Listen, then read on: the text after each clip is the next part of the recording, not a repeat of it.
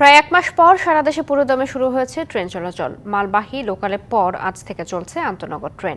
তবে আপাতত Parabat express, Jamalpur express ও Sirajganj express train চলাচল করবে না। রেলপথ বন্ধ থাকায় যোগাযোগে ভোগান্তি হলেও আন্তনগর ট্রেন চালু হওয়ায় উচ্ছ্বসিত যাত্রীরা। বৈষম্য বিরোধী ছাত্র আন্দোলনকে কেন্দ্র করে ব্যাপক ক্ষয়ক্ষতি হয় রেলের। এ কারণে 17 জুলাই থেকে বন্ধ করে দেওয়া হয় দেশের রেলপথ। দেশের পরিস্থিতি কিছুটা স্বাভাবিক হওয়ায় 13 আগস্ট থেকে সবকটি লোকাল, মেইল ও কমিউটার ট্রেন চলাচল শুরু করে। এরই ধারাবাহিকতায় বৃহস্পতিবার শুরু হলো আন্তনগর ট্রেনের চলাচল।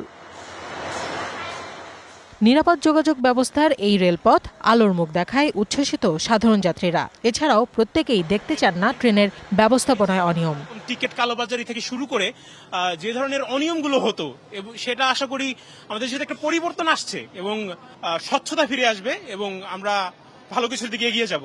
আপনারা যদি এই রেলকে সাজাতে চান, তাহলে রেলকে লাভজনক করতে চান, তাহলে এই কর্মকর্তা যারা আছে দুর্নীতিবাজ কর্মকর্তা, সেই দুর্নীতিবাজ কর্মকর্তাদেরকে আপনার সরিয়ে আপনার ভালো মানের কর্মকর্তা যদি এখানে দেওয়া হয়, তাহলে রেল একটি আধুনিক মানের হবে এবং রেলকে আপনার সবাই বেছে নেবে যাতায়াতের জন্য।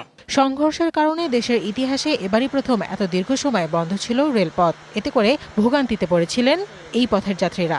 আমাদের এই প্রথম আমরা দেখলাম যে আন্তঃট্রেন এতদিন বন্ধ ছিল, এর আগে কখনো ছিল না। এই পরিস্থিতি আমরা হওয়া কোনোদিন ভাবিনি। বাংলাদেশের মধ্যে সব চাইতে মানুষ যাতায়াত বেশি করে ট্রেনের মধ্যে, কারণ ট্রেনের মধ্যে নিরাপত্তা থাকে, সেফটি থাকে। চলতেছে অনেকদিন পরে, এটা আমরা অনেক খুশি।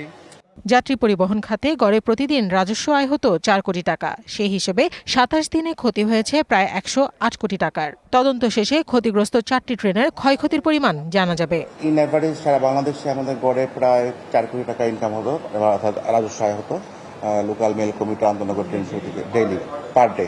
তো 27 দিনে আপনার সেই পরিমাণই রাজস্ব আয় থেকে যেটাকে বলা হয় যে রাজস্ব আয় বন্ধ ছিল। এদিকে দুপুরে চট্টগ্রাম থেকে রাজধানীর উদ্দেশ্যে ছাড়ে মহানগর এক্সপ্রেস। জনগণের যাওয়া আসার একটা ভোগান্তি ছিল, হয়তো বা আজকে থেকে গাড়ি খুলছে, যাত্রীদের সাথে আমাদের দেখা হচ্ছে, কথা হচ্ছে, ভালোই লাগতেছে। তবে 12 আগস্ট থেকে সীমিত আকারে বাংলাদেশ ভারতের মধ্য দিয়ে মালবাহী ট্রেন চলাচল শুরু হলেও এখনও বন্ধ রয়েছে যাত্রীবাহী ট্রেন চলাচল। কোহেরিন ফারহানাজ, ডিবিসি নিউজ ডেস্ক।